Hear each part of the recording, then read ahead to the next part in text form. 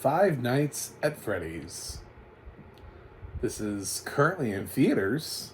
It's making a ton of money, and I feel like I don't even need to know what the cinema score is on this film. I'm gonna guess low.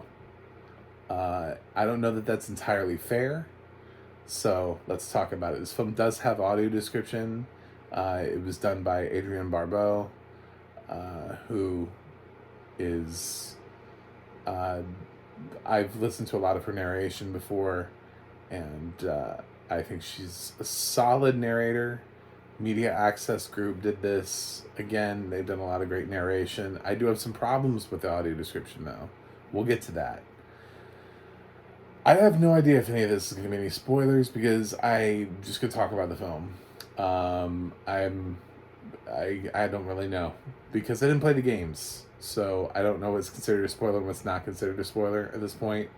I'm not gonna be like so and so dies, but at the same time, I don't really know. I don't know where we're at with this. So, basically, this film stars Josh Hutcherson, Matthew Lillard, some other people I didn't recognize, and for some reason, Mary Stuart Masterson is in this. You know, she must be homeless. I really got nothing. I got nothing as to why Mary Stuart It's a thankless role. It's a bullshit role. I don't know why it went to her. I don't know who thought, you know who we should get in this film? Mary Stuart Masterson. I was like, what the is she doing in this film? Like, what is this role? It's not a big role, it's not a showy role, it's not a fun role, it's nothing. There's nothing to her role. Could have been played by anybody. Could have pointed to any woman on the street and been like, hey, wanna be in a film? Alright, let's do this. You know, it's just so disappointing to see a talented actress in such a shitty role. There's a little child actress here too who does a pretty good job, but anyway, not much is expected of her.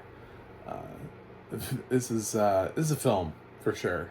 This is a film. I don't know. I don't conceptually. I didn't play the game. I'm sorry. I just never played Five Nights at Freddy's. So I went into this just cold, absolutely 100% cold, and I just let it wash over me. I knew it was gonna be weird and kind of silly, and yeah. But also, it takes itself seriously.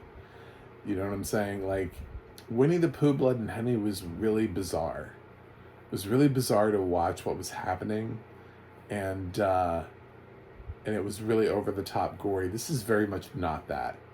This is why I think people are going to hate the movie, is because this film is really a character building, and it's almost about something else entirely.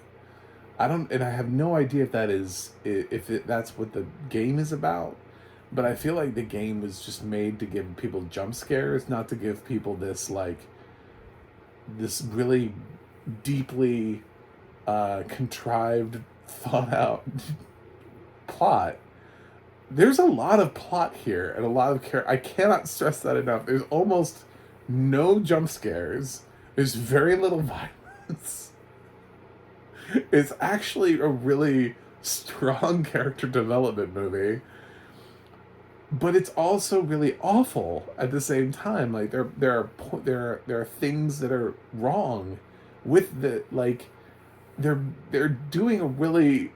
I get what they're trying to do here with the script, right? And the original creator of the game has writing credits, as does the director. This is a script that has been touched by too many people. But at the same time, there are questions that I have with the actual plot. So when the film opens up, we see a security guard. It doesn't really matter who he is because it's basically like an open and kill sequence. Something awry is happening at Freddy's, basically. And a nondescript security guard is not having a great night. We'll leave it at that. And then we jump forward to meeting Josh Hutcherson's character. I'm incredibly depressed that Josh Hutcherson is over 30 years old. I still remember when he was a little kid in Little Manhattan and Bridge to Terabithia, and I'm just like, I'm so old now. I feel so old that this man is 30. I'm just like, what happened? Anyway, so old man Hutcherson is apparently in charge of his little sister, who is, I don't know, elementary school aged, sort of a random age, somewhere down there, pick it. This is a very widespread family in terms of the age range of kids. He has a backstory where he had a brother that was taken one day. He was out with his family. Somebody took his brother, and he chased off, and he's been haunted by the same sort of dreams over and over. So his brother's been missing, and he stares at a poster of Nebraska, trying to figure this out all the time, trying to think if there's any way that he could remember anything about the person who took him. You know, he doesn't know if his brother's alive or dead. And it's like consumes his world, and unfortunately, the disappearance of his brother also consumed his parents too, who are no longer around, which is why he's the guardian of his sister. He's also like unemployed, and his aunt, played by Mary Stuart Masterson, is trying to get custody of the little girl. You thought this movie was going to be about some fucking bears jumping on it. No. Sit your ass down. I'm not even done yet. I'm not even halfway there. So Josh Hutcherson has his little sister, who is passively aggressively paying attention to him at times. At one point, it's like suggested that she's like learning disabled or something. She never seems learning disabled to me. Like, she never seems like she has some sort of a thing to her. She just seems like she doesn't like her brother. But then, like, another scene, she acts like everything's fine. And then other scenes, she's talking to like an invisible person. But the film doesn't really go anywhere with that concept. It doesn't make it creepy or anything. It's not like there's a ghost and then it plays like a ghost story also, like in their apartment. It's just a really weird thing. She'll just talk to somebody who isn't there, but the film doesn't really do anything with it. It's just she has an imaginary friend. Cool. Thanks, film. She also does nothing but draw. Like, this girl, in every single scene, she's asked to do until her character is needed, just draws. That's all she does. She's just drawing. She's got her crayons out. Apparently, she never goes to school. Nobody ever even mentions school to her. Nobody even is like, hey, did you crack open your math textbook today? She's not young enough to where you can get away with that conversation. She's not like 4, where you're like, oh, maybe she's not in school yet. No, she's school-aged. Nobody, her brother just never mentions school. We never see her go to school or talk about school. She never seems to be doing homework. She's always just fucking drawing. So, that is what she's doing all the time in every single scene. It is like that's her thing. She just sits and draws. And no one is worried about this girl's progress in school. Anyway, so the aunt is, I don't know, evil. The girl, when she finds out the aunt wants her, finally starts speaking more. And she's like, you're sending me to live with her? She's evil and she smells like cigarettes. I was like, well, okay. So Mary Stuart Masterson, in her thankless role, she's also set up with this other subplot of things where I don't know how. There's a lawyer named Doug, and he's like serving Josh Hutcherson with papers to try to get control, and he's like, you just want her for the money. That's what you want her for, and we don't have enough time to really go into that. Like, the film just kind of, like, it just wants to develop things, like, throw some concepts out there. There's a babysitter named Max, who seems, like, relevant and possibly, like, she's gonna be something, like, later throughout the film. Nah. Nah. She doesn't join in on the crime fighting squad. So, but who does is so Josh has to go get a job. He shows up in the office.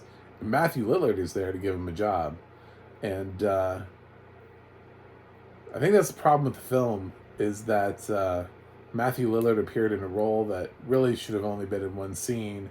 But I was like, why the fuck is Matthew Lillard in this movie? But then again, I was also thinking that about Mary Stuart Masterson. I was like, why is Mary Stuart Masterson in this film? So it's sort of balanced out. I think maybe that's why they cast Mary Stuart Masterson, is to just throw us off. and he said on Matthew Lillard also, be like, I don't know, we just found these actors and we put them in random roles. Because there aren't really like a lot of recognizable actors in here other than Josh Hutcherson. There's just a lot of people who benefited from adding this to their resume. But Hutcherson gets a job as a security guard for this old Chuck E. Cheese type place called Freddy's Pizzeria or something. I don't know. And he goes there, and he watches a training video that is oddly removes the it like there's a part in the training video where it like goes to like show you the animatronics, like explains to you the plot, right? It explains to you that there are animatronics and they have the ability to sort of walk around, and it's this like amazing new technology. Gives them a little bit more free roaming space, and but then it jumps over the introduction of them, which is kind of ridiculous because we kind of get to see them anyway. So I don't really know what the reveal was for. This film does not pull that many jump scares. So are there jump scares? Sure. And they're cheap and generally have absolutely nothing to do with anything. They're the kind of like open a door and you think something is there, and you're like, what? Oh, never mind. It's just a broom, like one of those types of things. Don't worry, I didn't spoil anything because that's not an actual jump scare, but it's like that, where you're like, oh, it's just a weird looking coat in the closet. It's not somebody standing there. Oh, God, we got past that. Like, it's got a lot of those.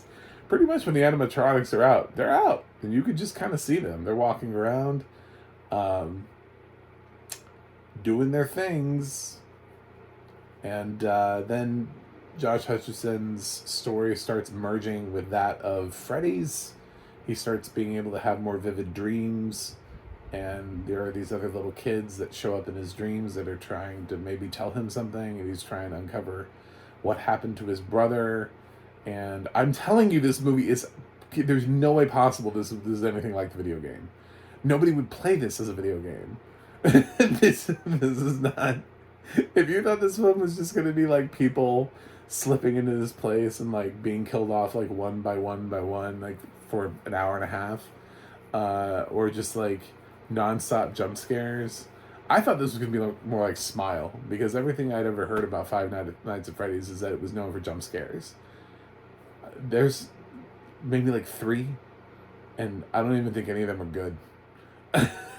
This film barely does anything. It's so concerned with developing a plot. Josh, on his like first night at work, like he's trying to sleep, and then like a cop shows up.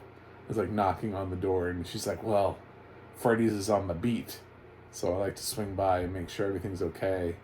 And then of course she knows where everything is inside the building, and he's like, why do you know where everything is? And it's like she's like, it's one of the buildings on my beat, and I come here a lot as a kid, and I don't question me, I'm a cop.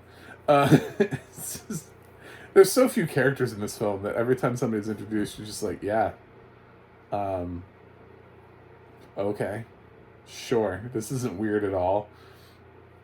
Uh, they do a really bad job with her character and like trying to throw you off of any potential scent that you may or may not have about like the motives of her character. She's and then she also just randomly later shows up at his apartment and she's like, "Hey, what's up?" I'm like, "Why are you at his place? Like, do you not have anything to do as a cop? I don't know where this town is. I don't know where you guys live, but do you do you not have anything to do?" It's like there's no crime at all. She just shows up in places. She's like, "Hey, what's up? Are you on the job? Yeah, I'm just, you know, just chilling, driving around. No, I don't like pull over speeders or anything like that. I just rather talk to you at your apartment. Let's have chat." It's very. This movie is very weird. It's so, but it gives Hutcherson an opportunity to tell her all about his backstory so they can bond, so that way we can have another character in this film. And I'm just like, what is this? What is this movie? What is happening in this movie?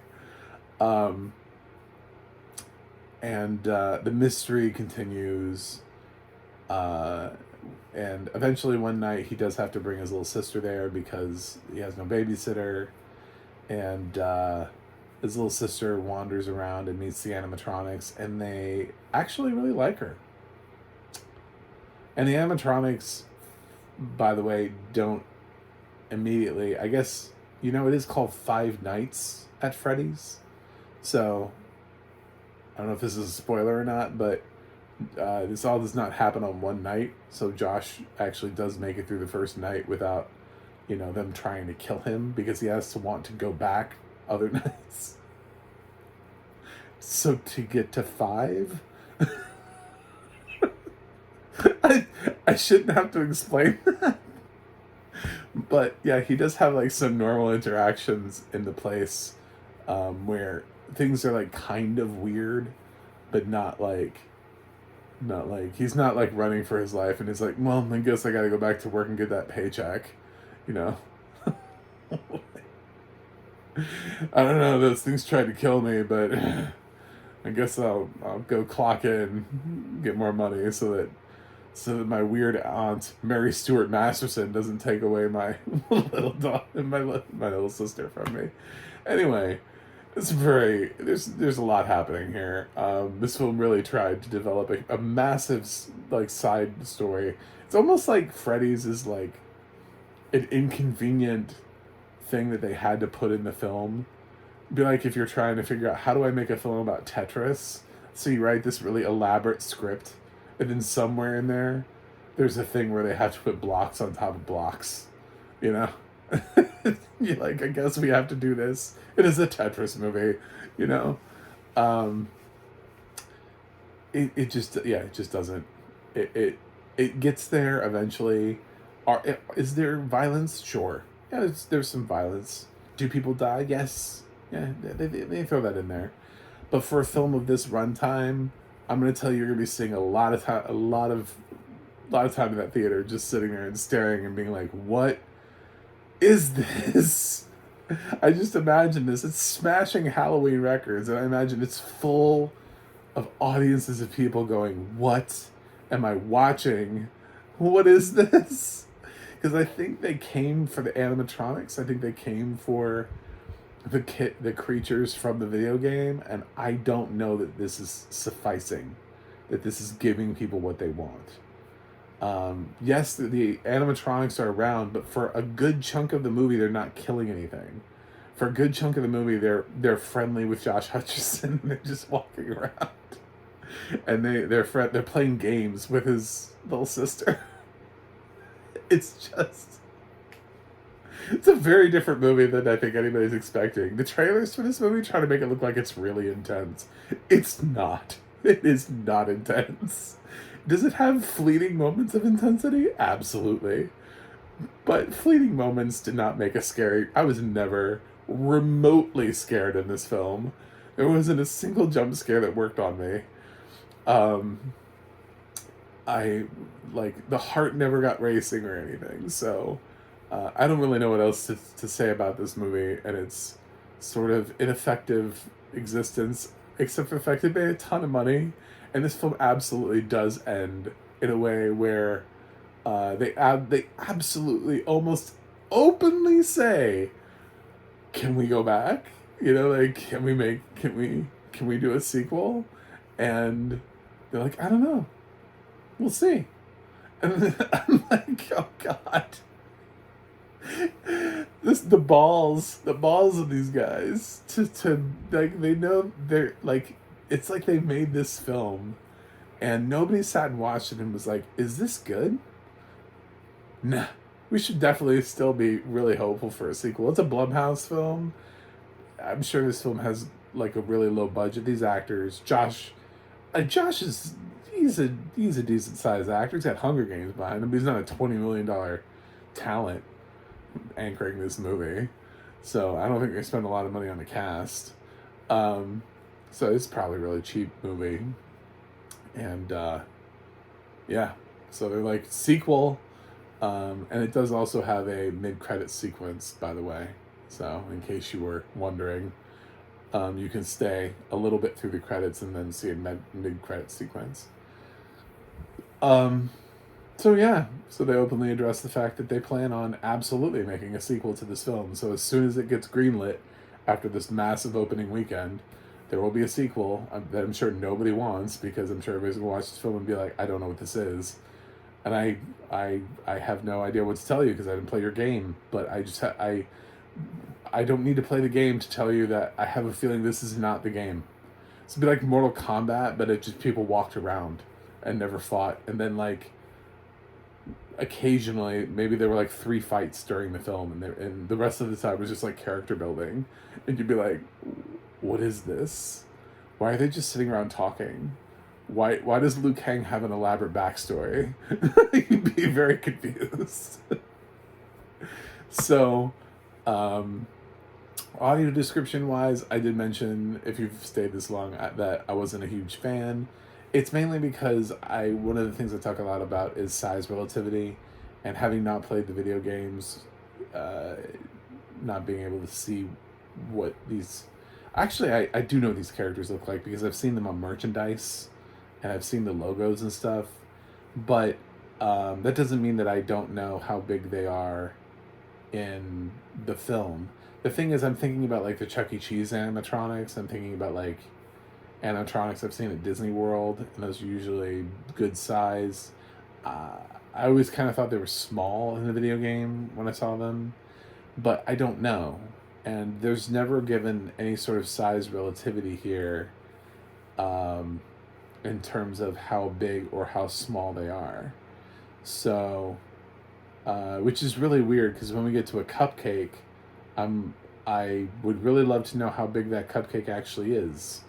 It sounds small, but it sounds bigger than what a cupcake would normally be.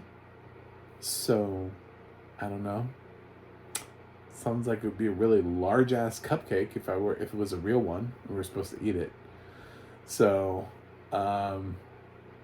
there's also one scene that suggests that these animatronics are gigantic, as somebody is able to fit into the mouth of one of the animatronics. So that's kind of big. That's kind of gigantic. I'm very all over the place on this. Sadly, I don't quite follow. I don't quite pick up on what they're putting down. So, the ending may or may not be considered a twist. I have no idea. I don't know the lore to this film franchise. So, I got nothing for you, but size relativity is a big thing for me, and that doesn't exist here. I was never really like, these characters are bigger or smaller than the thing. The cupcake, I'm guessing, is smaller than the others, but at the same time, I don't know how big the others are. So I just kind of imagine them lumbering around and as giant animatronics. That's what I have in my head. If that's what that is, great. If they're smaller, then okay. We needed to talk about that. So, yeah, so the size relativity sort of had me going. I'm going with giant. I'm going with massive because there are some times that suggests, but they may not all be the same size. So, I don't know what to do with that. I wish they had been better described. Basically, it just wants to let you know what type of animal the animatronic is based off of, and in certain instances, like how, like what dangerous element has been added to them. Like the fox has a hook on his hands, which is relevant. So you learn that it's a fox with a hook on its hand. That's about the description that I got for that character. So anyway, I wasn't very enthused by that audio description, and yeah. So, but there's not really a lot of violence here, so I can't really complain about like the level of gore and like does it show. It's also PG-13 gore, so not only is there not a lot of violence in this film, it's also PG-13. So, I got nothing here to really talk or complain about. It's mostly just a man looking for the guy who took his brother when he was a little kid. So that's really what this film is about. Seriously. Very, just happens to also have this weird thing that's roped in. So enjoy. I have a feeling people are going to hate this. I actually didn't hate it that much. I appreciated the fact that there was trying to build a story to it, because I feel like you have to go one of two ways, which is either this way or the silly way and just embrace the concept and have it be like just over the top and find ways for people to keep needing to come into Freddy's for some reason and just have like a non-stop kill fest. But since they went the PG-13 route, this way seems like it makes more sense.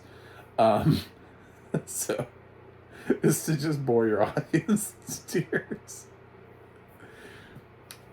So I didn't hate it, but I've seen worse this year. I would still give this a rotten on Rotten Tomatoes if I was a RT critic. So I'm giving Five Nights at Freddy's a C-. I've definitely seen worse this year. Absolutely. I appreciate some of the things that they're trying to do here. I appreciate the fact that somebody was trying to work on a script to this film and they were like, I don't know how to adapt this into a film. I get that. I can hear that that was happening inside this person's head.